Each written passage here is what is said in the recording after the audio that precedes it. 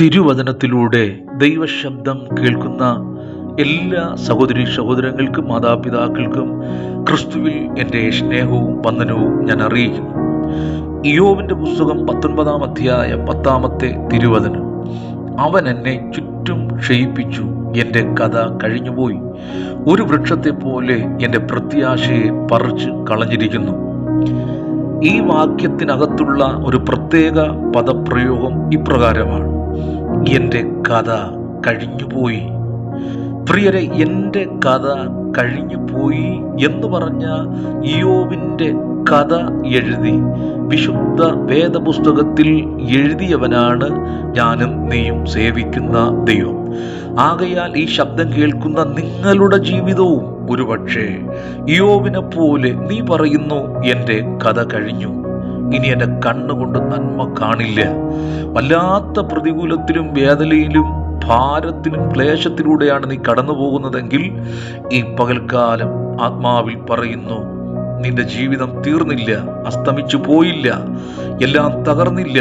വചനത്തിലൂടെ പറയുന്നു, നിന്റെ കഥയും ദൈവം എഴുതുവാൻ പോകുന്നു. കഥ തീർന്നു എന്ന് പറയുന്നവന്റെ കഥ എഴുതുന്ന പുസ്തകമാണ് വിശുദ്ധ ബൈബിൾ. ഉൽപ്പത്തി മുതൽ വെളിപ്പാട് വരെ നമ്മൾ വായിച്ചാൽ ഒരുപാട് പേർ വേദനയിലൂടെ കടന്നുപോയി, കഷ്ടതയിലൂടെ കടന്നുപോയി. ഒരിക്കൽ യാക്കോബ് ഇങ്ങനെ പറഞ്ഞു, എനിക്ക് സകലതും പ്രതികൂലമായിരിക്കുന്നു. ദാവീദ് ഒരിക്കൽ അറിയാതെ പറയുവാനിടയായി, അവനിനി ദൈവത്തിൽ നിന്ന് രക്ഷയില്ല എന്ന് എന്നെ നോക്കി പലരും പറയുന്നു. ആസാവ് പറയുന്നു, എൻ്റെ ജീവിതം തീർന്നു, എന്നിലുള്ള കൃപയെല്ലാം നഷ്ടപ്പെട്ടു, ദൈവത്തിൻ്റെ കരം എനിക്ക് അനുകൂലമല്ലാതെയായിരിക്കുന്നു. ഏലിയാവ് ഒരിക്കൽ പറഞ്ഞു, ആമേ, മരിച്ചാൽ മതി യഹോവേ, എൻ്റെ പ്രാണനെ എടുത്തുകൊള്ളണമേ. ശിഷ്യന്മാരൊരിക്കൽ അറിയാതെ പറയുവാനിടയായി, എല്ലാം എനിക്ക് പ്രതികൂലമായിരിക്കുന്നു. പൗലോസ് ഒരിക്കൽ അറിയാതെ പറഞ്ഞു, 14 ദിവസമായി സൂര്യനെയോ നക്ഷത്രങ്ങളെയോ കാണാതെ വല്ലാതെ കൊടുങ്കാറ്റ് അകപ്പെട്ട് ആശ നഷ്ടപ്പെട്ടു പോയി എന്ന് പറഞ്ഞ് വിലപിച്ചിരുന്നതായി കാണുവാൻ കഴിയുന്നു. നമ്മുടെ കർത്താവായ യേശു ക്രിസ്തുവിനെ കുറിച്ചും പറയുന്നു, കർത്താവ് മരിച്ചു, ആമേ, സ്തോത്രം ചെയ്യുന്നു. റോമ ഗവൺമെന്റിന്റെ ഇമ്പീരിയൽ മുദ്ര വയ്ക്കുവാനിടയായി കാവൽ കൂട്ടത്തെയും ഏൽപ്പിച്ചു. എല്ലാം തീർന്നു, എല്ലാം തീർന്നു. പ്രിയരെ, എല്ലാം അസ്തമിച്ചു എന്ന് പറഞ്ഞ ഓരോ മനുഷ്യരുടെ ചരിത്രം എടുത്താലും പിന്നത്തേതിൽ യാക്കോബാകട്ടെ, മോശയാകട്ടെ, ഏലിയാവാകട്ടെ, പൗലൂസാകട്ടെ, ശിഷ്യന്മാരാകട്ടെ, നമ്മുടെ കർത്താവാകട്ടെ, എല്ലാം തീർന്നു എന്ന് പറഞ്ഞവരുടെ കഥ എഴുതിയ പുസ്തകമാണ് വിശുദ്ധ ബൈബിൾ. ആകയാൽ എൻ്റെ ശബ്ദം കേൾക്കുന്ന പ്രിയരെ, നിങ്ങളും ഒരുപക്ഷെ കർത്താവിന് വേണ്ടി ഇറങ്ങിത്തിരിച്ചു ഈ ദിവസങ്ങളിൽ വല്ലാത്ത വേദനയിലൂടെ, ദുഃഖത്തിലൂടെ, ഭാരത്തിലൂടെ, ക്ലേശത്തിലൂടെ, ആർക്കും പരിഹരിക്കാൻ പറ്റാത്ത വേദനയിലൂടെ കടന്നു പോകുന്ന വ്യക്തിയായിരിക്കാം. അല്ലെങ്കിൽ വല്ലാത്ത ഭയവും ഭീതിയും ഉത്കണ്ഠ നിറഞ്ഞതായിരിക്കാം. സാമ്പത്തിക മേഖലകളെല്ലാം തകർന്നു, വല്ലാത്ത മാരക രോഗങ്ങൾ, ഇനി എങ്ങനെ മുന്നോട്ട് നീങ്ങും, ഒരിഞ്ചു പോലും മുന്നേറുവാൻ കഴിയുന്നില്ല, എല്ലാ മേഖലകളും തകർന്നു പോയി, തരിപ്പണമായി, എൻ്റെ കഥ കഴിഞ്ഞു എന്ന് പറയുന്ന വ്യക്തിയായിരിക്കാം. ഈ പകൽക്കാലം ആമേ, ഒരിക്കലും നീ അധൈര്യപ്പെടരുത്. ഇയ്യോബിന്റെ കഥ എഴുതി ചേർത്ത ദൈവം നിന്റെ കഥയും എഴുതുവാൻ പോകുന്നു. ഒരുപക്ഷെ ഇന്നലെ വരെ നിന്റെ ജീവിതം തകർന്ന് തരിപ്പണമായി, എല്ലും തോലുമായി, ഒരു പ്രതീക്ഷയുമില്ല. പ്രാർത്ഥിക്കുന്നു, കരയുന്നു, ഉപവസിക്കുന്നു, നിലവിളിക്കുന്നു, എന്നിട്ടും ഒരു പ്രകാശമില്ലാതെ നിന്റെ കൃപകളെല്ലാം നഷ്ടപ്പെട്ട് നീ വല്ലാത്ത അനുഭവത്തിലൂടെ കടന്നു പോകുന്ന വ്യക്തിയായിരിക്കാം. ഇന്ന് പകൽക്കാലം വചനത്തിലൂടെ പറയുന്നു, നീ എത്ര തകർന്നവനാണെങ്കിലും നിന്നെ വിളിച്ച സർവശക്തനായ ദൈവം പറയുന്നു, നിന്റെ കഥയും എഴുതി ചേർക്കുവാൻ പോകുന്നു. ഇയ്യോബിന്റെ ജീവിതത്തിൽ എല്ലാം തകർന്ന ഇയ്യോബിന്റെ കഥ എങ്ങനെ എഴുതി ചേർക്കുവാനിടയായി? ഒരു 3 കാര്യങ്ങൾ പറയാം. ഈ ശബ്ദം കേൾക്കുന്ന നിങ്ങളും ഈ വചനത്തെ ഒന്ന് മുറുകെ പിടിച്ച് അതിൻ പ്രകാരം ചുവടുകൾ വെച്ചാൽ ഇതുവരെ സംഭവിക്കാത്ത അത്ഭുതങ്ങൾ, ഇതുവരെ സംഭവിക്കാത്ത അടയാളങ്ങൾ, ഇതുവരെയും ജീവിതത്തിൽ കണ്ടെത്താത്ത വലിയ ദൈവപ്രവൃത്തി കാണും നിശ്ചയം. ആമേ. അതിൽ ഒന്നാമതായി ഇയ്യോബിന്റെ പുസ്തകം 8-ാം അധ്യായം 5-ാമത്തെ തിരുവചനം ഇങ്ങനെ പറയുന്നു. ഇയ്യോബിനോട് തന്റെ സ്നേഹിതനിലൂടെ ഇടപെടുന്നു. നീ ദൈവത്തെ ശ്രദ്ധയോടെ അന്വേഷിക്കുകയും സർവശക്തനോട് അപേക്ഷിക്കുകയും ചെയ്താൽ നീ നിർമ്മല നേരുള്ളവനുമെങ്കിൽ അവൻ നിനക്ക് വേണ്ടി ഇപ്പോൾ ഉണർന്നു വരും. ഇത് ഇയ്യോബിനോട് പറയുന്ന ഒരു പദമാണ്. നീ ദൈവത്തെ ശ്രദ്ധയോടെ അന്വേഷിക്കണം, സർവശക്തനോട് അപേക്ഷിക്കണം.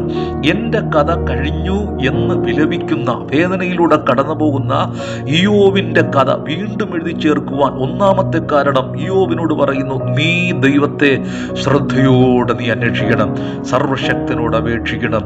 പ്രിയരെ, ദൈവത്തെ ഒരുവൻ ശ്രദ്ധയോടെ അന്വേഷിച്ചാൽ, സർവശക്തനോട് അപേക്ഷിച്ചാൽ തീർച്ചയായും എത്ര തകർന്ന വ്യക്തിയായിരുന്നാലും ആ വ്യക്തികളെ ദൈവം പണിത് വീണ്ടും ദൈവം ശക്തിയോടെ അനുഗ്രഹിക്കും. ഇവിടെ പറയുന്നു, നീ ദൈവത്തെ ശ്രദ്ധയോടെ അന്വേഷിക്കണം. ബൈബിൾ മുഴുവനും വായിച്ചാൽ ആരെല്ലാം ദൈവത്തെ അന്വേഷിച്ചിട്ടുണ്ടോ അവരെല്ലാം ചരിത്രം മാറിയിട്ടുണ്ട്. ഞാൻ ഇങ്ങനെ മനസ്സിലാക്കുന്നു, ഉസിയാവ് എന്ന് പറയുന്ന ഒരു രാജാവിനെ പഴയ നിയമത്തിൽ കാണുന്നു. യഹൂദയുടെ രാജാവായിരിക്കുന്ന ഉസിയാവ് തൻ്റെ പിതാവ് മരിച്ചപ്പോൾ അന്നത്തെ ജനങ്ങൾ, അന്നത്തെ ആൾക്കാർ അവനെ 16-ാമത്തെ വയസ്സിൽ രാജാവാക്കി മാറ്റി. പേര് ഉസിയാവ്. 16-ാമത്തെ വയസ്സിൽ രാജാവായി. 16-ാമത്തെ വയസ്സിൽ രാജാവായ ഉസിയാവ് ആദ്യം ചെയ്തത് തൻ്റെ ദൈവമായ യഹോവയെ അന്വേഷിക്കുവാൻ അവൻ മനസ്സ് വയ്ക്കുവാനിടയായി. അവൻ ദൈവത്തെ അന്വേഷിക്കുവാൻ മനസ്സ് വെച്ചപ്പോൾ ദൈവം പറയുന്നു, ദൈവം അവന് അഭിവൃദ്ധി വരുത്തി. ഇന്ന് വരെ ആ രാജ്യം കാണാത്ത വലിയ അഭിവൃദ്ധി അവനും ആ രാജ്യത്തിനും ഉണ്ടാകുവാനിടയായി. നീ ദൈവത്തെ അന്വേഷിക്കുന്നവനായിരിക്കണം. മറ്റൊരു സ്ഥലത്ത് ഇങ്ങനെ പറയുന്നു, യിസ്രായേലിന്റെ പുസ്തകത്തിൽ പറയുന്നു, നിന്റെ ദൈവമായ യഹോവയെ അന്വേഷിക്കുന്നവന് യഹോവയുടെ കരം അനുകൂലമായും ഉപേക്ഷിക്കുന്നു എങ്കിൽ പ്രതികൂലമായി ഇരിക്കും. അവൻ ജീവിതത്തിൽ എത്ര തന്നെ പ്രതികൂലങ്ങൾ, അല്ലാത്ത കൊടുങ്കാറ്റിലൂടെ കടന്നു പോകുന്ന വ്യക്തിയായിരുന്നാലും ദൈവത്തെ നീ അന്വേഷിച്ചാൽ ദൈവം നിനക്ക് അനുകൂലമായി വെളിപ്പെട്ട് വരിക തന്നെ ചെയ്യും.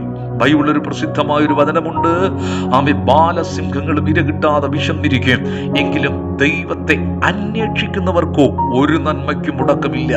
ചരിത്രം മാറ്റിമറിച്ച ഒരുപാടുവരുടെ ചരിത്രം ശുദ്ധ ബൈബിളിൽ കാണുവാൻ കഴിയും. ആട്ടിടയനായിരിക്കുന്ന ദാവീദ് രാജാവായി മാറി, ചരിത്രം മാറി. എങ്ങനെ? ദാവീദ് പറയുന്നു, ദൈവമേ, നീ എൻ്റെ ദൈവം, അധികാലത്ത് ഞാൻ നിന്നെ അന്വേഷിക്കും.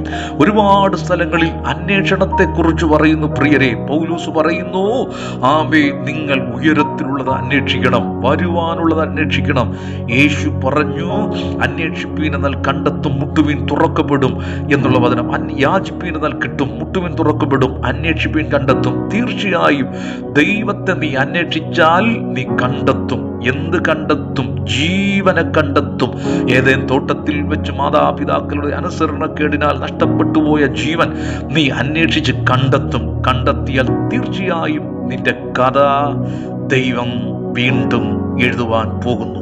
ഇയ്യോബിന്റെ ജീവിതത്തിലെ കഥ എഴുതുവാൻ കാരണം എന്താണ്? അവൻ ദൈവത്തെ ശ്രദ്ധയോടെ, ഏകാഗ്രതയോടെ, ജാഗ്രതയോടെ അന്വേഷിക്കുവാനിടയായി. ദൈവത്തെ അന്വേഷിക്കുമ്പോൾ എങ്ങനെയെങ്കിലും അല്ല അന്വേഷിക്കേണ്ടത്, ജാഗ്രതയോടെ, ഏകാഗ്രതയോടെ, ശ്രദ്ധയോടെ ദൈവത്തെ അന്വേഷിച്ചാൽ നീ തീർച്ചയായും ദൈവത്തെ കണ്ടെത്തും.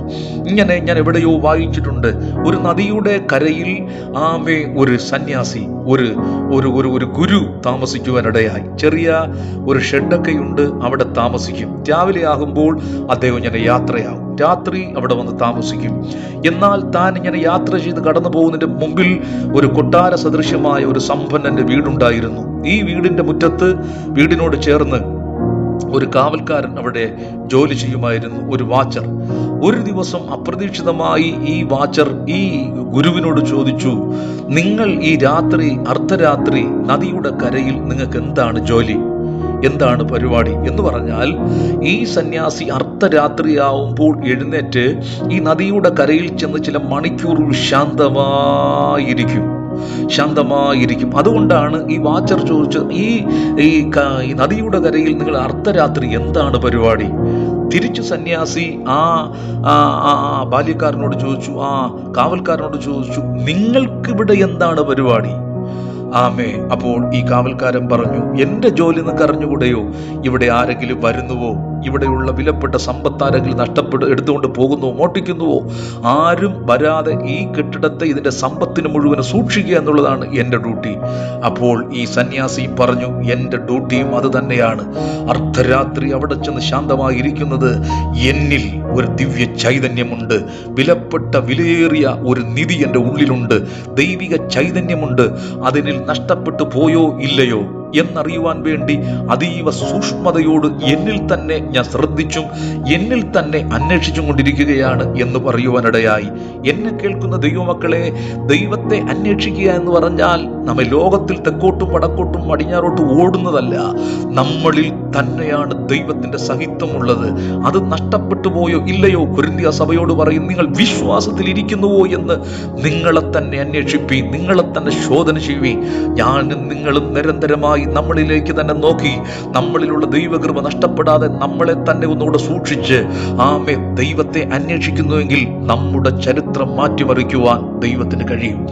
രണ്ടാമത് ഇയ്യോബിന്റെ ജീവിതം മാറുവാൻ കാരണം, ചരിത്രം മാറി മറിയുവാൻ കാരണം 11-ാം അധ്യായം ഇയ്യോബിന്റെ പുസ്തകം 13-ാമത്തെ വാക്യം, നീ നിന്റെ ഹൃദയത്തെ സ്ഥിരമാക്കി അവങ്കിലേക്ക് കൈ മലർത്തുമ്പോൾ അതെ നിന്റെ കഷ്ടത മറക്കും, ഒഴുകിപ്പോയ വെള്ളം പോലെ നിന്നെ ഓർക്കും, നിന്റെ ആയുസ് മധ്യാഹ്നത്തേക്കാൾ പ്രകാശിക്കും, ഇരുൾ പ്രഭാതം പോലെയാകും. പ്രത്യാശയുള്ളതുകൊണ്ട് നീ നിർഭയനായിരിക്കും, നീ ചുറ്റും നോക്കി സ്വൈര്യമായി വസിക്കും, നീ കിടക്കുമാരും നിന്നെ ഭയപ്പെടുത്തില്ല, പലരും നിന്റെ മമത അന്വേഷിക്കും. ഇയ്യോബേ, നിന്റെ ജീവിത കഥ തീർന്നുപോയി, നിന്റെ കഥ തീർന്നുപോയി എന്ന് നീ പറയുമ്പോൾ നിന്റെ കഥ എഴുതി ചേർക്കുവാൻ രണ്ടാമത് വച്ചിരിക്കുന്ന വ്യവസ്ഥ, നീ നിന്റെ ഹൃദയത്തെ സ്ഥിരമാക്കി ദൈവത്തിങ്കിലേക്ക് കൈകൾ മലർത്തണം. കൈകൾ മലർത്തുക എന്ന് പറഞ്ഞാൽ സമ്പൂർണമായിരിക്കുന്ന ദൈവത്തിലുള്ള ആശ്രയമാണ്. എല്ലാ ഭാഗത്തും പരാജയം, ഇനി ഒരു രക്ഷയുമില്ല, ഇനി കയറി വരാൻ ഒരു രക്ഷയുമില്ല എന്നുള്ളതിന്റെ ഒരു അടയാളമാണ് കരങ്ങളെ മലർത്തുക. ഇയ്യോബിനോട് പറയുന്നു, നീ നിന്റെ ഹൃദയത്തെ സ്ഥിരമാക്കി അവങ്കിലേക്ക് കൈകൾ മലർത്തുക. എനിക്ക് തോന്നുന്നു ഇയ്യോബ് ഈ കഷ്ടതയുടെ നടുവിൽ രണ്ട് കരങ്ങളും ദൈവത്തിങ്കിലേക്ക് മലർത്തുവാനിടയായി. മണിക്കൂറുകൾ ദൈവസന്നിധിയിൽ കരങ്ങളെ മലർത്തി ദൈവത്തെ ധ്യാനിച്ച് ദൈവിക ചിന്തകൾ, വചനങ്ങളെ ചിന്തിച്ച് ദൈവത്തിന്റെ കൃപകളെ ചിന്തിച്ച് മൗനമായി കാത്തിരുന്നപ്പോൾ ദൈവത്തിന്റെ കൃപ തന്റെ മേൽ ഇറങ്ങി വരുവാനിടയായി. അവന്റെ കഥ കഴിഞ്ഞു. ഒരിക്കൽ ദാവീദ് തന്റെ കൊട്ടാരം വിട്ട് മരുഭൂമിയിൽ പാർക്കുവാനിടയായി. തന്റെ മകനായിരിക്കുന്ന അബ്ശാലോമിന്റെ ശല്യം മുഖാന്തരം അവിടെ ദാവീദ് പറയുന്നു, ഞാൻ എൻ്റെ ജീവകാലമൊക്കെയും യഹോവയെ വാഴ്ത്തും, ഞാൻ എൻ്റെ കൈകളെ നിന്റെ സന്നിധിയിൽ മലർത്തും. ദാവീദ് ദൈവസന്നിധിയിൽ കരങ്ങളെ മലർത്തി പിടിച്ചപ്പോൾ അവിടെ അത്ഭുതം നടക്കുവാനിടയായി. നഷ്ടപ്പെട്ട കൊട്ടാരത്തിലേക്ക് മടങ്ങി വരുവാനും ദൈവസഹിത്വം അനുഭവിച്ചു വീണ്ടും രാജാവായി തുടർന്ന് ദൈവപ്രവൃത്തി കാണുവാനിടയായി. അതുപോലെ തന്നെ 77-ാം സങ്കീർത്തനം 1-2 വാക്യം വായിക്കുമ്പോൾ അവിടെ ആസാഫ് ഒരിക്കൽ പറയുന്നു, എൻ്റെ കൃപ എനിക്ക് നഷ്ടപ്പെട്ടതുപോലെ വല്ലാത്ത ഇരുളടഞ്ഞ അനുഭവത്തിലൂടെ കടന്നു പോകുന്നു. അതുകൊണ്ട് എന്ത് ചെയ്യുന്നു? ഞാൻ രാത്രിയിൽ തളരാതെ കരങ്ങളെ മലർത്തിയിരിക്കുന്നു. എന്നെ കേൾക്കുന്ന ദൈവമക്കളെ, നീയും ഞാനും മണിക്കൂറുകൾ വേർതിരിച്ച് രണ്ട് കരങ്ങളും ദൈവത്തിങ്കിലേക്ക് മലർത്തിപ്പിടിക്കുമ്പോൾ നിന്റെ ചരിത്രം മാറും. നീ എത്ര തന്നെ തകർന്ന് നുറുങ്ങി ഉടഞ്ഞ് നശിച്ച് ജീവിതത്തിൽ ഇനി കയറി വരുവാൻ ആശയില്ല എന്ന് ചിന്തിക്കുന്ന വ്യക്തിയായിരുന്നാലും ദൈവത്തിന് മുമ്പിൽ കരങ്ങളെ മലർത്തുന്ന വ്യക്തികളെ നോക്കി വെച്ച് അനുഗ്രഹിക്കുന്നവനാണ് നമ്മുടെ ദൈവം. ആകയാൽ രണ്ടാമത് ഇയ്യോബിന്റെ ചരിത്രം മാറുവാൻ കാരണം ഇയ്യോബ് തന്റെ കരങ്ങളെ മലർത്തുവാനിടയായി. മൂന്നാമത്തെ ഒരു സംഭവം കൂടെ പറയട്ടെ. ഇയ്യോബിന്റെ പുസ്തകം 14-ാം അധ്യായം അതിന്റെ 7, 8, 9 വാക്യം, ഒരു വൃക്ഷമായിരുന്നാൽ അതിന് പ്രത്യാശയുണ്ട്, അതിനെ വെട്ടിയാൽ പിന്നെയും അത് പൊട്ടിക്കിളിർക്കും, അത് ഇളം കൊമ്പുകൾ വിടരാതിരിക്കില്ല, അതിന്റെ വേര് നിലത്ത് പഴകിയാലും അതിന്റെ കുറ്റിമണിൽ കെട്ടുപോയാലും വെള്ളത്തിന്റെ ഗന്ധം തട്ടുമ്പോൾ അത് തളിർക്കും, ഒരു തൈ പോലെ തളിരിടും. ഒന്നുകൂടിയ വാക്യം വായിക്കാം.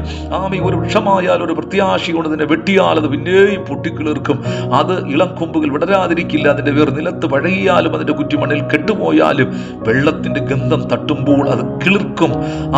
സ്തോത്രം, ഒരു തൈ പോലെ തളിരിടും.